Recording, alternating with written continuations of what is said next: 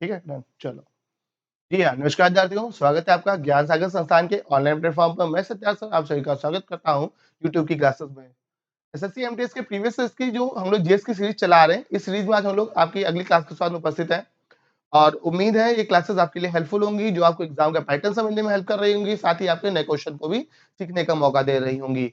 अगर आप चैनल पे नए हैं, चैनल को सब्सक्राइब जरूर करिएगा। ज्ञान सागर का आपका टेलीग्राम ग्रुप है, ज्ञान सागर ऑफिशियल नाम से, उसको ज्वाइन जरूर करिएगा, जहां पर आपको इस आपकी क्लास की पीडीएफ बिल्कुल फ्री मिलने वाली है।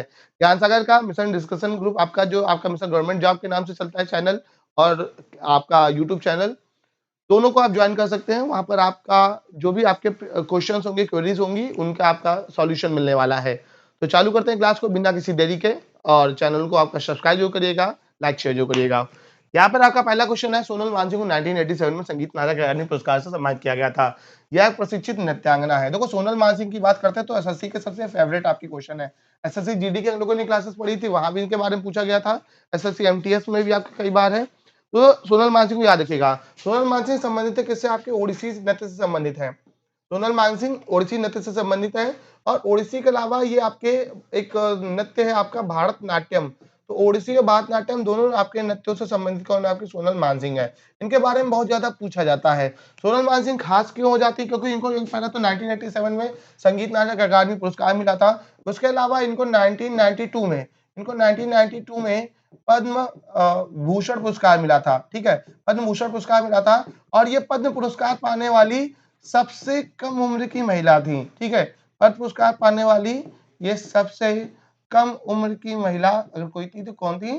सोनल मानसिंह, इसलिए खास हो जाती हैं। तो बाकी आपके बहुत फेमस है, ये आपके एग्जाम में पूछी गई हैं। अगला क्वेश्चन देखते हैं। इस प्राचीन भारतीय खेल में बहादुर युवकों की भीड़ को कोर्दित साड़ों का सामना करना होता है। तो यहाँ पर आपसे पूछ रहा है जलीकट्टू, कबड्डी, मलखम और खो खो। आप सभी को पता है आपका एक आपका गेम है आपका जलीकट्टू, जो होता है कहाँ पर? तमिलनाडु स्टेट में। और ये तमिलनाडु में जो आपका पोंगल का त्योहार होता है, इस पोंगल के त्योहार के मौके पे मनाया जाता है। जलीकट्टू पर रिसेंटली आपका कोर्ट द्वारा बैन लगा दिया गया था, इसके खिलाफ प्रोटेस्ट वगैरह भी हुए थे। तो यहाँ पर आप क्या करता है? आपके सांड को नियंत्रित करने का। इसके भी 3 होते हैं।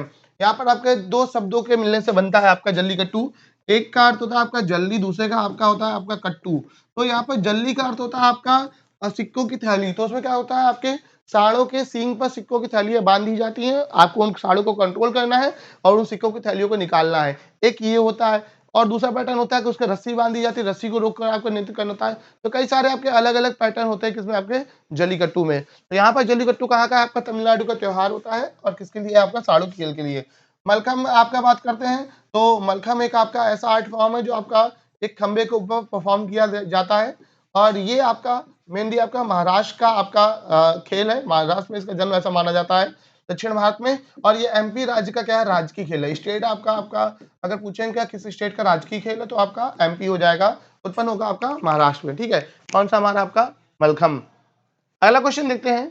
निखिल कृष्ण डेक्कन एजुकेशन सोसाइटी 1884 के संस्थापकों में से एक थे। तो यहाँ पर आपसे पूछ रहा है डेक्कन एजुकेशन सोसाइटी, इसकी स्टैब्लिशमेंट होती है कब? के 1884 में। संस्थापकों में से एक थे जीजी आगरकर, तुलसीराम, दादोबा पांडुरंग और वी आर शिंदे। तो यहाँ पर डेक्कन एजुकेशन सोसाइटी के हम संस्थापकों की बात करते हैं, कौन थे संस्थापक? तो यहाँ पर आपके कौन होंगे? आपके जीजी आगरकर होंगे।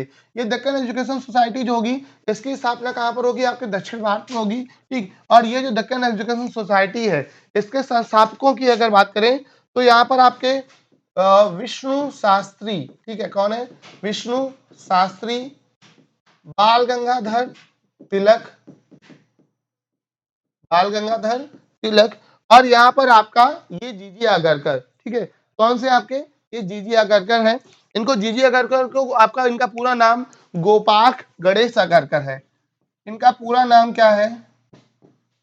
गोपाक गणेश आगरकर। ठीक, तो यहाँ पर क्या हुआ? आपके गोपाल गणेश आगरकर यानी कौन? जीजी आगरकर। ये संस्थापक इसके दक्कन एजुकेशन सोसाइटी के। यही दक्कन एजुकेशन सोसाइटी जो बाद में होता है आपका, ये एक आपका कॉलेज होता है फर्ग्यूसन कॉलेज। ये कहाँ पर आपका? फर्ग्यूसन कॉलेज, और ये पड़ता है पुणे में, और इस फर्ग्यूसन कॉलेज की क्या करती है? स्थापना करती है। यहाँ पर दक्कन एजुकेशन सोसाइटी आपके लिए इंपॉर्टेंट हो जाती है। संस्थापकों में से विष्णु शास्त्री, बाल गंगाधर तिलक और गणेश गोपाल आगरकर, यानी आपके कौन? जीजी आगरकर। ठीक है, चलिए अगला क्वेश्चन देखते हैं। राज्यसभा की दस्ता किसके द्वारा की जाती है, जबकि लोकसभा की दस्ता किसके द्वारा की जाती है। तो राज्यसभा आपका उप सदन होता है, ठीक है, राज्यसभा आपका उच्च सदन होता है। और जो राज्यसभा का सभापति होगा, राज्यसभा का जो सभापति होगा वो हमेशा कौन होता है, हमारे देश का उपराष्ट्रपति होता है। देखिएगा यहाँ पर आपके उपराष्ट्रपति द्वारा राज्यसभा की दस्ता किए जाने का प्रावधान है। और लोकसभा के अध्यक्ष आपके लोकसभा के आपके अध्यक्ष द्वारा की जाती है, ठीक है। तो यहाँ पर अगर हम देखा जाए लोकसभा अध्यक्ष का उल्लेख अगर मिलता है तो ठीक है, ये तो हम देखेंगे आपके ऑप्शन के अकॉर्डिंग। तो यहाँ पर हमारा आपका दे रहा है कि राज्यसभा की दस्ता, राज्यसभा की अध्यक्षता हमारा कौन करता है, उपराष्ट्रपति करता है, ठीक। और दूसरा ये हमारा आपका क्या है, आपका देख के रखा है प्रधानमंत्री या सभापति। प्रधानमंत्री कभी सदन की अध्यक्षता नहीं करता है। यहाँ पर जो लोकसभा का अध्यक्ष होता है उसे हम लोग आपका सभापति के नाम से जानते हैं। तो यहाँ पर हमारा आपका डी जो होगा ये इसका क्या होगा, सही आंसर होगा। तो लोकसभा अध्यक्ष यानी क्या होगा आपका सभापति, ये आपके क्या करता है, आपका लोकसभा की अध्यक्षता करता है। और उपसभापति इसके साथ में होगा। उसके अलावा अगर हम केंद्र राज्यसभा की बात करते हैं तो यहाँ पर आपका उपराष्ट्रपति होगा, ठीक है। उपराष्ट्रपति जो हमारा आपका ये किसकी अध्यक्षता करता है, आपके राज्यसभा की। तो इसको याद रखिएगा, राज्यसभा के पदेन अध्यक्ष के रूप में हमेशा कौन काम करेगा, उपराष्ट्रपति करेगा। उसके लिए आपका अलग से किसी व्यक्ति को चुना नहीं जाता है।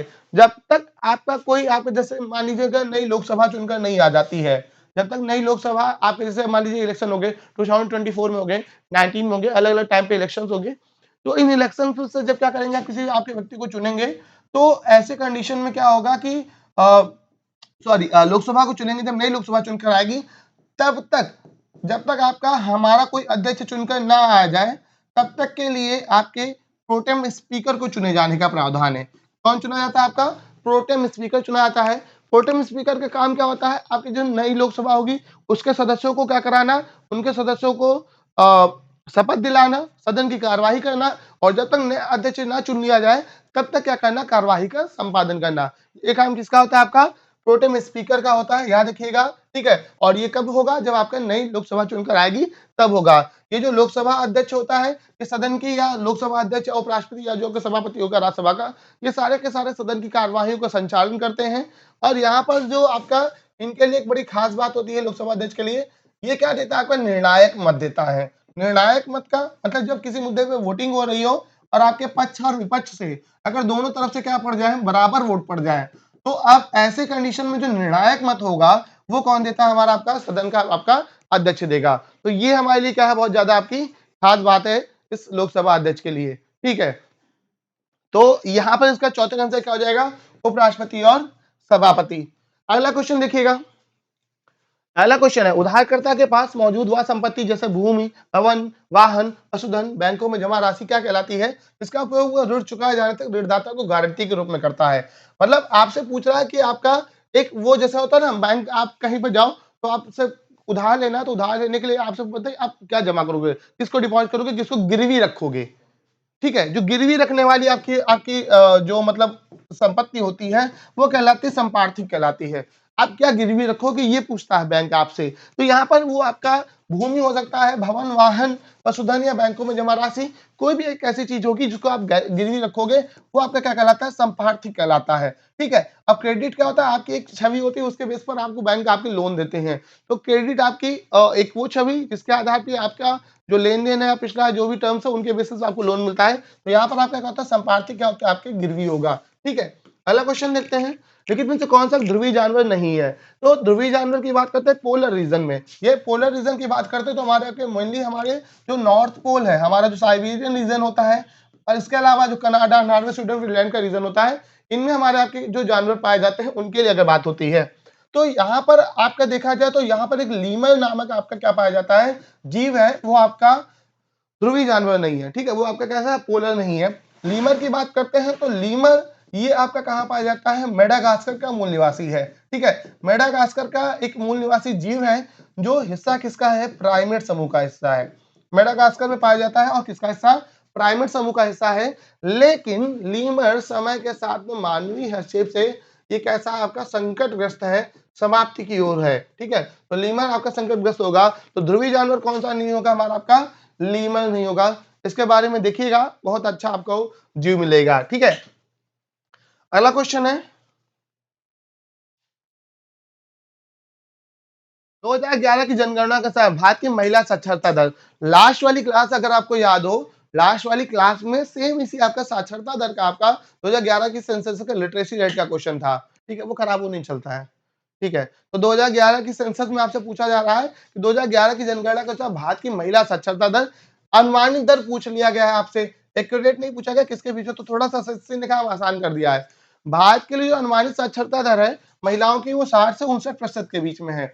होती कितनी है अनुमानित साक्षरता दर, अगर बात करते हैं तो यहाँ पर आपके जो लिटरेसी रेट है इंडिया की, ठीक है, इंडिया की लिटरेसी रेट की अगर बात करते हैं ओवरऑल, इंडिया की लिटरेसी रेट आपके 74.04% के है, ठीक है, ये आपकी किसकी है, इंडिया की। इसके पहले के सेट में हम लोगों ने पढ़ा था तो इंडिया की आपकी मेल लिटरेसी रेट पूछी गई थी, आज पूछ ली गई आपकी फीमेल लिटरेसी रेट। तो यहाँ पर जो मेल लिटरेसी रेट है हमारी आपकी इंडिया की वो 82.14% है, ठीक है, मेल लिटरेसी रेट 82.4% है। और वहीं बात करते हैं किसकी, फीमेल की, जो पूछी गई है 60 से 59 के बीच में, 69 के बीच में है, तो ये कितनी है, ये आपकी कितनी है, 65.46% है। ये क्या है, लिटरेसी रेट है। अगर हमारे यहाँ पर आपका मोस्ट आपका स्टेट पूछा जाएगा तो सर्वाधिक साक्षरता वाला राज्य आपका कोई है तो कौन सा, केरला है। और सबसे नीचे आपका कोई स्टेट है सबसे खराब आपकी परफॉर्मेंस वाला लिटरेसी के मामले में, तो वो कौन था, आपका बिहार था। याद रखिएगा, दोनों को बढ़ते हैं आगे।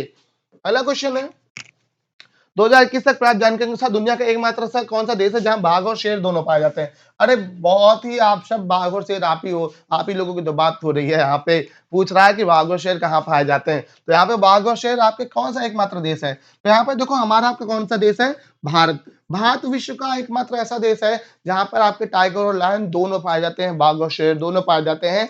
इसके अलावा अभी रिसेंटली भारत ने क्या किया है, चीता मंगाया है, ठीक है, चीता मंगाया है और चीते को ले जाके कहाँ डाल दिया, आपका एमपी के कूनो नेशनल पार्क में, तो यहाँ पर कूनो नेशनल पार्क में, तो इसके लिए आपका कूनो नेशनल पार्क भी खास हो जाता है, विश्व का एकमात्र नेशनल पार्क जहां पर आपके जो बिल्ली के बड़े आपके वंश की चारों प्रजातियां पाई जाती हैं, इसमें बाघ भी है, चीता भी है, शेर भी है और आपका क्या है, तेंदुआ भी है। ये चारों प्रजातियां पाई जाती है कहां पर, आपके इस कूनो नेशनल पार्क में, इसके लिए खास हो जाता है। बाकी रहती है अगर बात किसकी, बाघों की, तो आपके बाघों के मामले में, टाइगर सेंसस के मामले में विश्व में सर्वाधिक बाघों वाला देश कौन सा है, भारत है। चीता अभी हम बात करते हैं चीते की, तो चीते अभी हम लोगों ने आपके दो जगह से मंगाए हैं, ठीक है, यहाँ पर आपका पहली बार में हम लोगों ने कहा से मंगाए थे, नामीबिया से मंगाए थे, पहली बार चीते कहाँ से आए थे, नामीबिया से। और रिसेंटली अभी आपके चीते कहाँ से आ रहे हैं, भारत आपके साउथ अफ्रीका से। तो दूसरा हमारा देश आपको जो हमको चीते दे रहा है, कौन दे रहा है, साउथ अफ्रीका दे रहा है। तो आपका विश्व में चारों आपके पाए जाने वाला एकमात्र देश अब कौन बन जाएगा, भारत बन जाएगा। अगर बात करते हैं किसकी, टाइगर की, तो हमारे यहाँ पर रॉयल बंगाल टाइगर, ठीक है, ये आपके लिए खास है। ये कहाँ पाए जाते हैं, मोस्टली जो पश्चिम बंगाल के सुंदरबन का डेल्टा है उसके आसपास के क्षेत्रों में पाए जाते हैं। और इन्हीं के कंजर्वेशन के लिए एक प्रोजेक्ट चलता है और प्रोजेक्ट का नाम होता है आपका प्रोजेक्ट टाइगर होता है। ये चलता है आपका कब, 1973 में चलता है, 1973 में चलता है। उसके अलावा अगर बात करते हैं शेरों की, तो शेरों में हमारे आपका जो एशियाई शेर होते हैं, ठीक है, इनको हम लोग आपका बोलते हैं बब्बर शेर बोलते हैं। ये क्या बोलते हैं इनको, बब्बर शेर, एशियाई शेर होते हैं। और ये मेनली कहाँ पाए जाते हैं, गुजरात में। गुजरात में भी कहाँ पर आपका जो गिर नेशनल पार्क है वहां पे। तो ये अपने गिर नेशनल पार्क किसके लिए फेमस है, एशियाई शेरों के लिए, बब्बर शेरों के लिए फेमस है। तो बहुत सारी खास बातें हैं। अभी बढ़ते हैं आगे।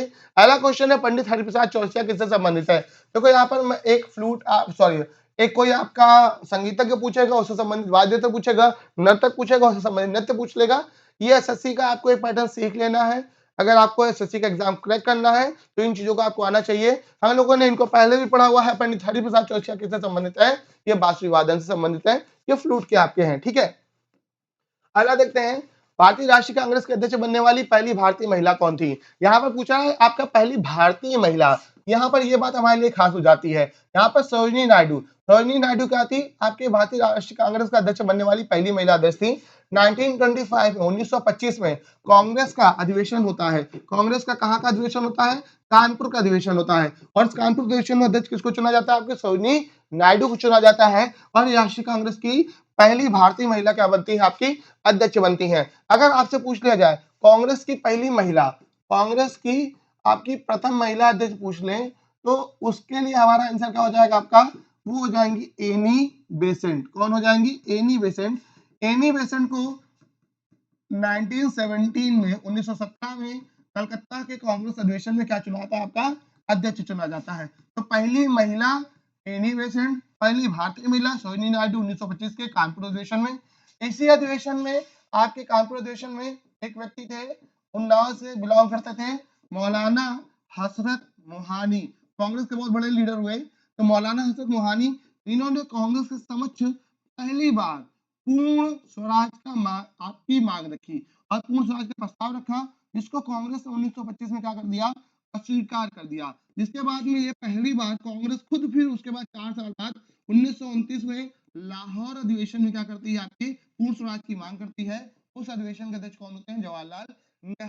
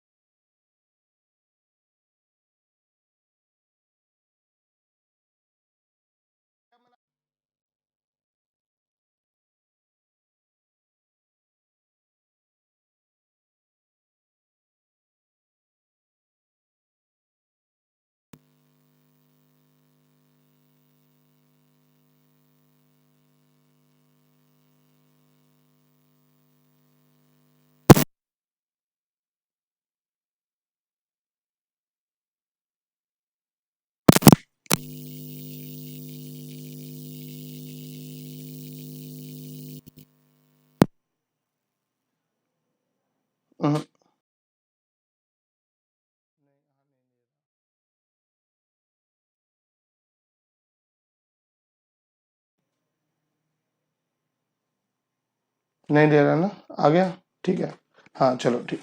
तो यहाँ पर आपका याद रखिएगा 13 फरवरी हमारे लिए इंपॉर्टेंट, क्योंकि इस दिन क्या मनाते हैं, नेशनल वुमेन्स डे मनाते हैं, राष्ट्रीय महिला दिवस मनाते हैं बनाए। और इसी दिन 13 फरवरी के दिन आपको अंतर्राष्ट्रीय पता है महिला दिवस कब मनाया जाता है, आपका अंतर्राष्ट्रीय महिला दिवस मनाया जाता है 8 मार्च को। 13 फरवरी को इंटरनेशनल रेडियो डे मनाते हैं, ये भी याद रखिएगा। अंतर्राष्ट्रीय रेडियो दिवस ये कब भी होता है, ये भी होता है 13 फरवरी को। 13 फरवरी को कौन सा होता है, नेशनल वुमेन्स डे होता है, राष्ट्रीय महिला दिवस होता है। अब मुझे कमेंट करके जरा बताइएगा कि पुरुषों के लिए कोई दिवस बनाया गया है, अब मनाया गया है तो कब मनाया गया है, यहाँ लोगों ने कई बार पढ़ा भी हुआ है, अगर है तो, अगर नहीं है तो वो भी, ठीक है, मुझे कमेंट करके बताइएगा। पहला क्वेश्चन देखते हैं, संसद का सत्र कब से चालू होता है। तो संसद का सत्र का आपसे पूछ रहे हैं, जो सेशन होगा प्रश्नकाल से, शून्यकाल से, ध्यानाकर्षण प्रस्ताव या अवकाश से। तो अवकाश से किसी भी चीज की शुरुआत नहीं होती है। यहाँ पर क्या होता है, आपका प्रश्नकाल, संसद की कार्यवाही का जो प्रथम घंटा होगा, आपका फर्स्ट आवर होगा, ठीक है, तो वो हमारा आपका क्या कहता है, प्रश्नकाल कहलाता है, क्वेश्चन आवर कहलाता है। क्वेश्चन आवर में क्या होता है, आपके सामान्य आपकी चर्चाएं होती हैं और आपकी सरकार से प्रश्न पूछते जाते हैं। उसके बाद में जो दोपहर का आपका समय होता है 12 से 1 का समय, 12 बजे चालू होता है, इसलिए इसको आपका 0 आवर बुलाता है, शून्यकाल बुलाता है। और विश्व की संसदीय परंपरा में शून्यकाल ये किसकी देन मानी जाती है, भारत की देन मानी जाती है। और ये आपका कोई संवैधानिक आपका ऐसा नहीं है कि शून्यकाल होगा, ये आपका मीडिया द्वारा इसको नाम दिया गया, क्योंकि ये 12 बजे से चालू होता है, इसलिए इसको आपको 0 आवर ऐसा बोला जाता है। बाकी प्रश्नकाल की बात करते हैं तो दोपहर के क्या होता है, 11 से 12 होता है। ध्यानाकर्षण प्रस्ताव, ध्यानाकर्षण प्रस्ताव किसी भी आपके बहुत इंपॉर्टेंट टॉपिक या इशू पर सरकार का ध्यान आकर्षित करने के लिए, जैसे सपोज कर लीजिए क्या हो कि आपका देश में कोई ऐसा इंसिडेंट हो जाए और आपके सदन के सदस्य चाहते हो कि उस मुद्दे पर चर्चा हो, उस मुद्दे पर सरकार का ध्यान आकर्षित करने के लिए जो प्रस्ताव लाया जाता है उसे ही बोलते हैं हम आपके क्या, ध्यान आकर्षण प्रस्ताव लाए जाते हैं। अब इन प्रस्ताव पर आपके सदन के अध्यक्ष की अनुमति मिलना आवश्यक होती है, और जैसे ही सदन के अध्यक्ष की अनुमति मिलती है तो सारे काम रुककर पहले आपकी क्या होती है, उस पर चर्चा होती है। तो संसद का सत्र चालू किससे होगा, आपका क्वेश्चन आवर से चालू होगा, इसका आंसर हो जाएगा आपका ए हो जाएगा। अगला क्वेश्चन है खगोलीय इकाई और एक पारसेक किसके मापक है। देखो यहाँ पे खगोलीय इकाई, इसको हम लोग आपका बोलते हैं एस्ट्रोनॉमिकल यूनिट, ठीक है। ये खगोलीय इकाई होती क्या है, ये एक्चुअल में ये आपके सूर्य और पृथ्वी के बीच की जो आपकी सामान्य दूरी होगी, औसत दूरी होगी, उसे ही बुलाता है खगोलीय इकाई। एक खगोलीय इकाई लगभग 15 करोड़ किलोमीटर के आसपास में एवरेज मानी जाती है, ठीक है। तो 15 करोड़ किलोमीटर क्या होगी, खगोलीय इकाई होगी। तो आप पृथ्वी से सूर्य के बीच की इकाई निकाल लो, 15 करोड़ किलोमीटर आपने दूरी निकाली है, तो ये किसके मापक हो जाएंगे, दूरी। पारसेक दूरी मापने का सबसे बड़ा पैमाना होता है, और एक पारसेक बराबर कितना होता है, ये होता है 3.2 आपका लाइट ईयर। ठीक है, ये एक पारसेक कितना होगा, 3.2 के करीब क्या होगा, प्रकाश वर्ष के बराबर होगा, और इसका रोमन आपके लोगों द्वारा प्रयोग किया जाता था। तो अब यहाँ पर लाइट ईयर क्या है, लाइट ईयर बात करते हैं किसकी, प्रकाश वर्ष की। ठीक है, ये प्रकाश वर्ष, तो प्रकाश द्वारा एक वर्ष में चली गई दूरी क्या होगी, प्रकाश वर्ष होगी।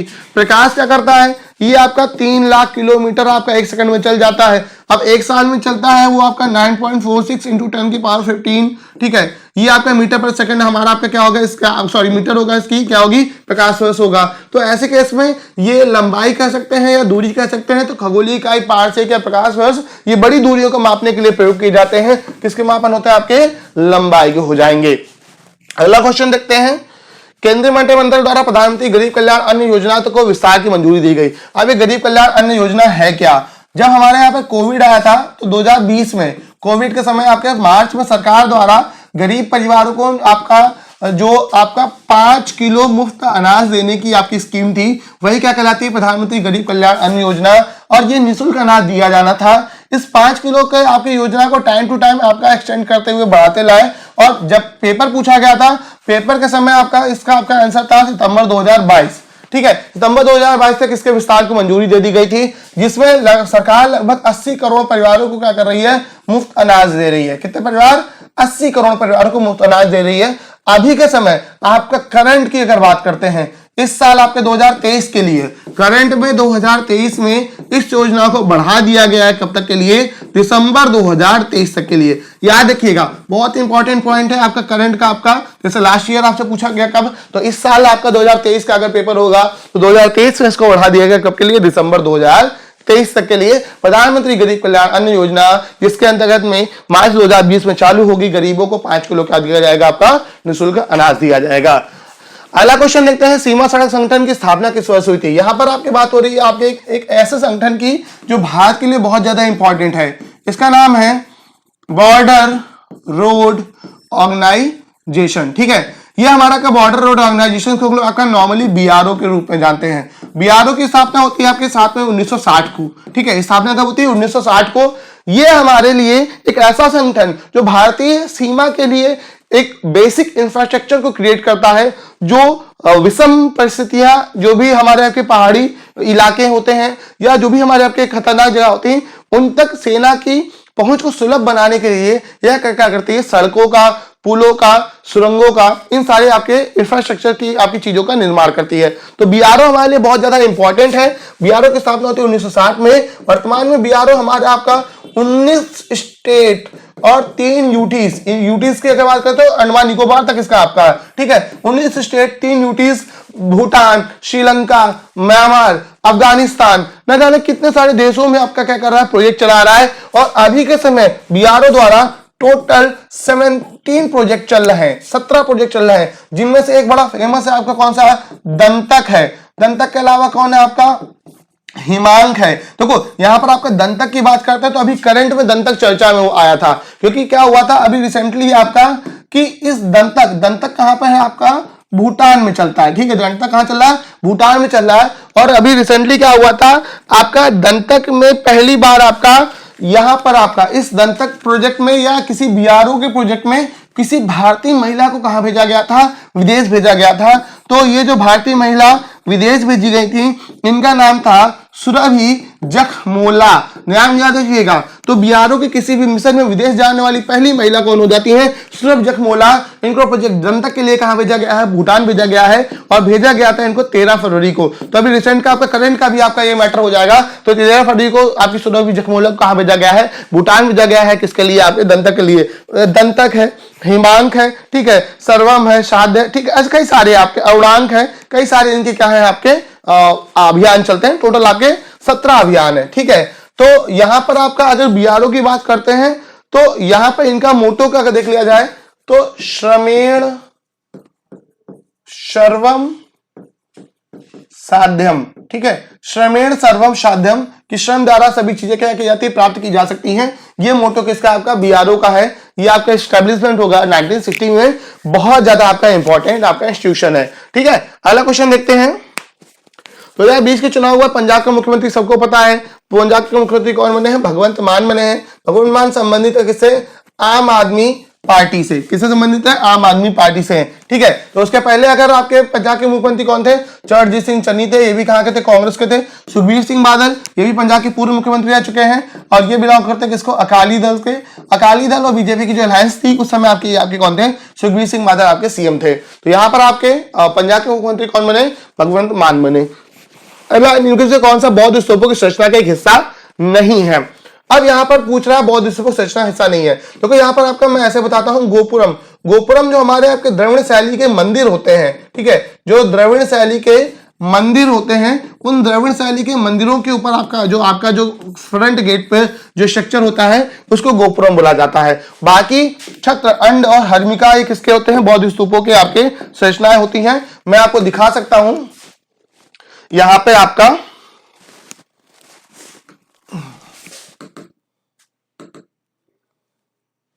छोटा हो गया,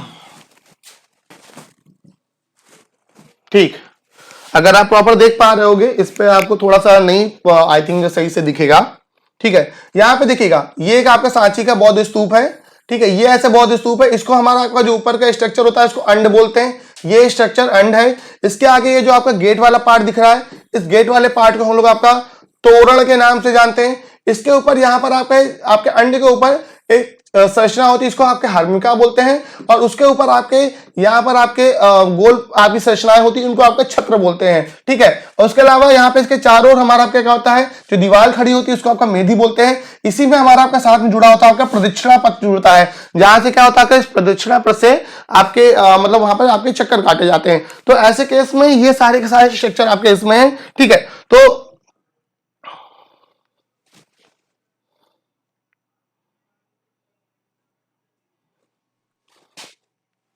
ठीक, यहां पर आपका क्या होगा? बौद्ध स्तूपों की रचना आपका हिस्सा क्या होगा? आपका नहीं होगा गोपुरम। गोपुरम किसका होगा? द्रविड़ शैली के मंदिरों का। जैसे यहाँ पे तोरण होते हैं स्तूपों में, वहां पर क्या होता है? मंदिरों में गोपुरम होते हैं। लेकिन कौन से भारत की भूमि सीमा किस देश के साथ में नहीं लगती? भारत की भूमि की अगर सीमा की बात करते हैं तो भारत की भूमि सीमा लगती है कितने देशों के साथ में? 7 देशों के साथ में। ये 7 देश कौन कौन से हैं? भारत के पश्चिम में पाकिस्तान है, और कौन सा दूसरा देश है? अफगानिस्तान है। अगर पूर्व की बात करते हैं तो वहां पर आपका नेपाल है। ठीक है, नेपाल है। उसके अलावा आपका कौन है? चीन है। फिर आपका कौन सा? आपका भूटान है, म्यांमार है, और कौन सा? आपका बांग्लादेश है। ठीक है, तो इन देशों के साथ हमारी क्या लगती है? आपकी जमीन की सीमा लगती है। बांग्लादेश के साथ हमारी सबसे लंबी सीमा लगती है लगभग 4096.6 किलोमीटर, और अफगानिस्तान के साथ हमारी सबसे कम सीमा लगती है लगभग 106 किलोमीटर। तो यहाँ पर देख रहा है कि भूमि सीमा किसके साथ नहीं लगती है? हम सबको पता है श्रीलंका हमारा आपका क्या है? जलीय सीमा में हमारा आपका साझा करता है। तमिलनाडु राज्य और श्रीलंका ये हमारे आपके क्या है? एक दूसरे के अगल बगल में है। यहीं पर हमारा आपका ये जो आपका पम्बन आपका द्वीप है, इस पम्बन द्वीप पर हमारा आपका क्या होता है? यहाँ पर आपका एक धनुषकोडी है। धनुषकोडी और श्रीलंका का तिलैया मैनार, इनके बीच में ही पाया जाता है आपका कौन सा? राम सेतु पाया जाता है। ठीक है, विश्व की सबसे पुरानी आपकी अगर इंजीनियरिंग संरचना देखनी हो तो आपको किसको देखना चाहिए? राम सेतु को देखना चाहिए। तो यहीं पर आपका पड़ती है आपकी कौन सी खाड़ी पड़ती है? सॉरी, पाक की खाड़ी पड़ती है, पाक स्टेट पड़ती है। ठीक है, तो ये पाक की स्टेट है, इसको PAL के बोलते हैं, पाक पाकिस्तान वाला मैं समझिएगा, लेकिन लिखते हैं इसको हम लोग आपका पाक ही है। ठीक है, तो पाक स्टेट पड़ती है। इसी के नीचे हमारा आपका मन्नार की खाड़ी पड़ती है, और मन्नार की खाड़ी भारत का सबसे बड़ा समुद्री संरक्षित क्षेत्र होता है, ये भी याद रखिएगा। ठीक है, सबसे बड़ा बायोस्फीयर रिजर्व आपका मन्नार की खाड़ी बायोस्फीयर रिजर्व है। यहीं पर तमिलनाडु राज्य मन्नार की खाड़ी में आपका समुद्री गाय के लिए संरक्षण क्षेत्र खोला गया था, और ये देश का पहला था समुद्री गाय, जिसको हम लोग आपका सी डुडोंग के नाम से जानते हैं। ठीक है, ये सी डुडोंग का संरक्षण केंद्र पहला आपका कहां खोला जाता है? आपका तमिलनाडु राज्य में खोला था, इसी मन्नार की खाड़ी में। तो अभी के समय में हमारी बॉडी किसके साथ नहीं बनती? आपके मतलब लैंड बाउंड्री किसके साथ? सॉरी, हाँ, लैंड बाउंड्री किसके साथ नहीं बनेगी? तो कौन होगा? हमारा आपका श्रीलंका होगा। चलिए अगला क्वेश्चन है, लेकिन में से किसने मोहम्मद एंग्लो ओरिएंटल कॉलेज की स्थापना की थी? मोहम्मद ओरिएंटल एंग्लो कॉलेज की बात हो रही है। तो यहाँ पे कौन है? आपके सर सैयद अहमद खान। सर सैयद अहमद खान की बात करते हैं, आपके एक ब्रिटिश सर्वेंट थे। 1857 की क्रांति के समय इन्होंने अंग्रेजों का साथ दिया था। बाद में इन्होंने आपके मुसलमानों की शिक्षा के लिए काम किया है, और इन्होंने क्या चालू किया था? अलीगढ़ आंदोलन। ठीक है, किसके लिए जाने जाते हैं? अपने अलीगढ़ आंदोलन के लिए जाने जाते हैं। अलीगढ़ आंदोलन के अंतर्गत में एक साइंटिफिक सोसाइटी की स्थापना करते हैं। मुसलमानों को आधुनिक शिक्षा देने के ये पक्षधर होते हैं और धार्मिक सुधारों के भी पक्षधर होते हैं। तो सर सैयद अहमद खान थे, इन्हीं के ये जो अलीगढ़ आंदोलन था इनके द्वारा जो आपका कॉलेज खोला गया था, ठीक है, ये मोहम्मद और एंग्लो ओरिएंटल कॉलेज, यही बाद में कन्वर्ट हो जाता है किसमें, एएमयू में, अलीगढ़ मुस्लिम यूनिवर्सिटी में, ठीक है, ये आपका अलीगढ़ मुस्लिम यूनिवर्सिटी में कन्वर्ट हो जाएगा कब, 1920 में, ठीक है। तो यहाँ पर आपका अगर पूछे एएमयू के संस्थापक कौन माने गए तो सर सैयद अहमद खान, ठीक है। बाकी इनके बारे में बताने की आवश्यकता नहीं है। जिन्ना भारत पाकिस्तान के बंटवारे के जिम्मेदार अब्दुल गफ्फार खान, इन्हीं को हम लोग बुलाते हैं आपके सीमांत गांधी या फ्रंटियर गांधी, ठीक है। और ये पश्चिमोत्तर सीमांत प्रांत में रहे। ये ऐसे विदेशी थे जिनको क्या मिला है, भारत रत्न मिला है। अब तक 3 विदेशियों को ही भारत रत्न मिला हुआ है। कौन कौन से हैं आपके, पहली है आपकी मदर टेरेसा, ठीक, दूसरे हमारे आपके खान अब्दुल गफ्फार खान जिनका नाम लिखा हुआ है, और दूसरे हमारे तीसरे थे कौन, नेल्सन मंडेला। तो अब तक कुल मिला के 3 ही लोग ऐसे हुए हैं जिनको क्या मिला, आपका भारत रत्न का आपका पुरस्कार मिला, विदेशी, ठीक है। इनको बुलाता था सीमांत गांधी। इन्होंने आपकी एक संस्था बनाई थी, कौन सी, खुदाई खिदमतगार संस्था। और ये खुदाई खिदमतगार संस्था जो थी, इसके सदस्यों द्वारा एक आंदोलन चलाया गया था। आंदोलन का नाम था लाल कुर्ती आंदोलन, ठीक है, रेड शर्ट मूवमेंट। और ये रेड शर्ट मूवमेंट 1930 में जो हमारा आपका संविधान आंदोलन हुआ था, उस समय आपका ये एक्टिव होता है, ठीक है। अगला क्वेश्चन देखते हैं, कुचिपुड़ी किस राज्य का शास्त्रीय नृत्य है, शास्त्रीय नृत्य, ठीक है, नर्तकी, संगीतज्ञ, संगीत आपके वाद्य यंत्र, ये सब एसएससी के फेवरेट चीजें हैं। और इनमें से आपको पता है कि कुचिपुड़ी कहाँ का, आपका आंध्र प्रदेश का। इसमें मुझे बताने के लिए मेरे पास कुछ नहीं है, न जाने हम लोग कितनी बार चीज को पढ़ चुके हैं। अगला है अन्ना करेनिया के लेखक कौन है। तो अन्ना करेनिया आपकी क्या है, एक आपकी बहुत फेमस बुक थी, और ये इसके लेखक कौन है, लियो टॉल्स्टॉय। लियो टॉल्स्टॉय की बात करते हैं तो ये आपके रशियन राइटर थे, रूस से आपके बिलोंग करते हैं, ठीक है, ये रशियन राइटर हैं। और महात्मा गांधी इनसे प्रभावित है, इनके आइडियोलॉजी से। इसी की वजह से महात्मा गांधी जो साउथ अफ्रीका में रहते हैं तो एक टॉल्स्टॉय फॉर्म की स्थापना करते हैं। इनकी डेथ 1910 में हो जाती है। लेकिन इनके अगर बुकों की बात करते हैं तो अन्ना करेनिया इनकी सबसे फेमस बुकों में से एक है, ठीक, कौन सी, लियो टॉल्स्टॉय की अन्ना करेनिया। इसके अलावा ये एक और किताब लिखते हैं इनकी, आपकी एक अन्ना करेनिया सबसे फेमस होती है, उसके अलावा इनकी एक और फेमस होती है वॉर एंड पीस, ठीक है। ये 2 किताबें इनकी सबसे ज्यादा प्रसिद्ध पुस्तकें हैं। पहली आपकी अन्ना करेनिया और दूसरी आपकी कौन सी, वॉर एंड पीस। ये इनकी क्या है, प्रसिद्ध किताब है। उसके अलावा आपका एक और इनकी किताब होती है, वो भी हम लोग देख लेते हैं, उसका नाम है चाइल्डहुड है, ठीक। इसके अलावा इनकी एक किताब है, इसका नाम है the death of Ivan Ilyich, ठीक है, the death of Ivan Ilyich. तो ये भी इसकी इनकी किताब है, ठीक है। तो लियो टॉल्स्टॉय को याद रखिएगा, कहां से बिलोंग करते हैं, रूस से। इनका गांधी जी किससे प्रभावित होते हैं, इनकी विचारधारा से बहुत ज्यादा क्या होते हैं, प्रभावित होते हैं, एक लेखक होते हैं। आगे देखिएगा, आईपीएल की शुरुआत किस वर्ष हुई थी। देखो बच्चा जानता है, बच्चा खेलता है, इंटरेस्ट भी रखता है, पैसे भी लगा रहा होगा। आईपीएल की शुरुआत कब होती है, 2008 में होती है। 2008 में आईपीएल की पहले संस्करण की शुरुआत होती है। और जो पहला आईपीएल होता है इसका विजेता कौन होता है, राजस्थान रॉयल्स होता है। कप्तान उसके कौन होते हैं, शेन वॉर्न होते हैं। और शेन वॉर्न के नेतृत्व में पहले आपके आईपीएल की ट्रॉफी कौन जीती है, राजस्थान रॉयल्स जीती है। अगर बात करते हैं लास्ट ईयर की, लास्ट ईयर जो हमारा 2022 का आईपीएल था, 2022 का आईपीएल पहली बार खेलने वाली एक टीम थी गुजरात टाइटन की। इस गुजरात टाइटन की टीम ने क्या किया था, पहली बार आईपीएल जीता था। ये हरा के किसको जीता था, ये हरा किसको था, राजस्थान रॉयल को हरा के जीता था। और ये जो गुजरात टाइटन ने आपका खिताब जीता था, इसके कैप्टन कौन थे, आपके हार्दिक पांड्या थे, ठीक है। इंडियन क्रिकेटर है आपके खिलाड़ी हार्दिक पांड्या, उन्होंने क्या किया था, आपका कैप्टनसी की थी। 2022 के विजेता गुजरात टाइटन करंट के, और आपके पहले संस्करण के विजेता राजस्थान रॉयल्स, ठीक है। ये कहां के, आपके 2008 की। अगला क्वेश्चन देखते हैं, 1526 में बाबर ने किसके दिल्ली के सुल्तान इब्राहिम लोदी को कौन से युद्ध में हराया। सबको पता है आपका 1526 में कौन सा युद्ध होता है, पानीपत का युद्ध होता है। और उसके बाद दिल्ली और आगरा किसका कब्जा हो जाता है, बाबर का हो जाता है। और इसी के साथ बाबर क्या करता है, भारत में मुगल वंश की स्थापना कर देता है। मुगल भारत के बाहर के निवासी थे और ये आक्रमणकारी थे। इन्होंने किसकी स्थापना की, भारत में मुगल वंश की स्थापना की। यहां पर आपका क्या होता है, देखो हमें 3 पानीपत के युद्ध में पढ़ने को होते हैं। पानीपत के अगर युद्धों की बात करें तो पहला वाला आपका यह हमने पढ़ा कब हो रहा, 1526 में होगा। किसके बीच में होगा, बाबर के बीच में होगा और इब्राहिम लोदी के बीच में होगा, ठीक है। ये इब्राहिम लोदी वंश का अंतिम शासक था।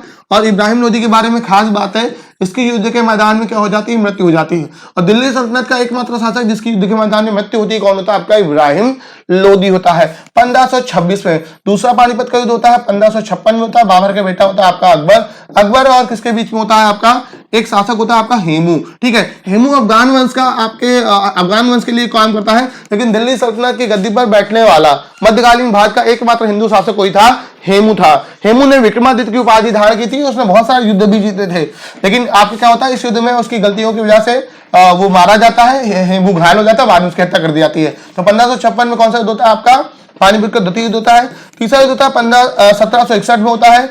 ये अफगान शासक होता है आपका अहमद शाह अब्दाली। ठीक है, अहमद शाह अब्दाली किसके बीच में होता है, मराठों के बीच में होता है। मराठों की सेना के नेतृत्व रघुनाथ राव करते हैं और इसमें मराठों सेना की बहुत बुरी हार होती है। तो यहां पर आपका क्या हुआ, ये तीन आपको युद्ध पढ़ने हैं 1526, 1556 और 1761 में। अगला क्वेश्चन है, निम्न से किस कोशिकांग को कोशिका की आत्मघाती थैली के रूप में जाना जाता है, सुसाइड बॉम्ब के रूप में जाता है, तो वो कौन होती है, लाइसोसोम होती है। कोशिका की आत्मघाती थैली के रूप में किसको जानते हैं, लाइसोसोम को जानते हैं। क्यों, क्योंकि यहां पर जो लाइसोसोम होती है इसमें बहुत सारे आपके हाइड्रोलिटिक आपके क्या होते हैं, एंजाइम होते हैं।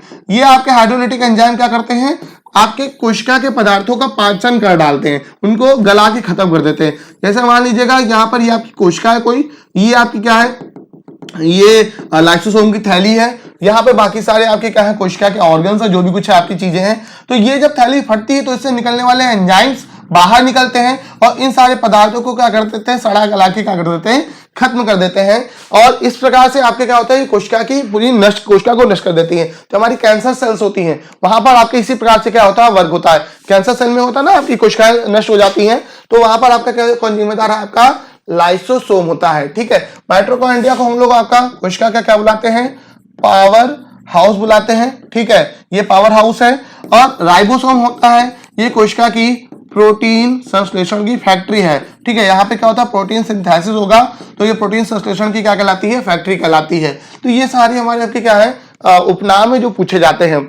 अगला क्वेश्चन देखते हैं, शिल्पग्राम में आयोजित किया जाने वाला भारत का इनमें से कौन सा सांस्कृतिक उत्सव शासी नृत्य है। ठीक है, शिल्पग्राम होता है हमारा आपका, ये आपका नोएडा में, यहाँ पर इसमें आयोजित करना कौन सा सांस्कृतिक उत्सव या शासी नृत्य है, तो यहाँ पर आपका ताज महोत्सव। ठीक है, ताज महोत्सव जो होता है ये आपको उत्तर प्रदेश सरकार द्वारा शिल्पग्राम में आयोजित किया जाता है।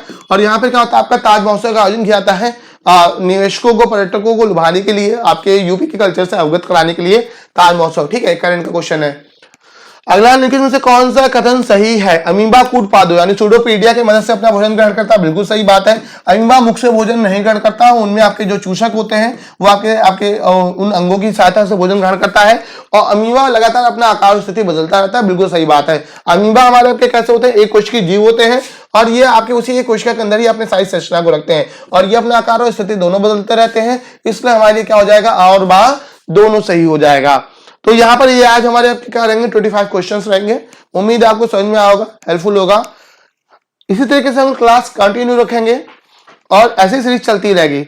अभी ये एमटीएस की जो सीरीज होगी, इसके बाद हम लोग बहुत ही जल्दी जो एसएससी जीडी का 2023 का पेपर हुआ इस साल के, उस पेपर्स के साथ में भी हम लोग आपके उपस्थित होने वाले हैं और कोशिश करेंगे हम लोग जो पूरे पेपर्स हैं उनको भी डिस्कस कर लें, कितने सारे क्वेश्चंस हैं, कैसे क्या है, सब कुछ हम लोग पढ़ेंगे। तो आज के लिए भी हम लोग इतना ही रखेंगे, बाकी हम लोग फिर मिलते हैं अगली क्लास में। आप चैनल को सब्सक्राइब जो कीजिएगा, अगर आप चैनल पर नए सब्सक्राइब करिएगा, वीडियो को लाइक और शेयर जो करिएगा। तब तक के लिए धन्यवाद।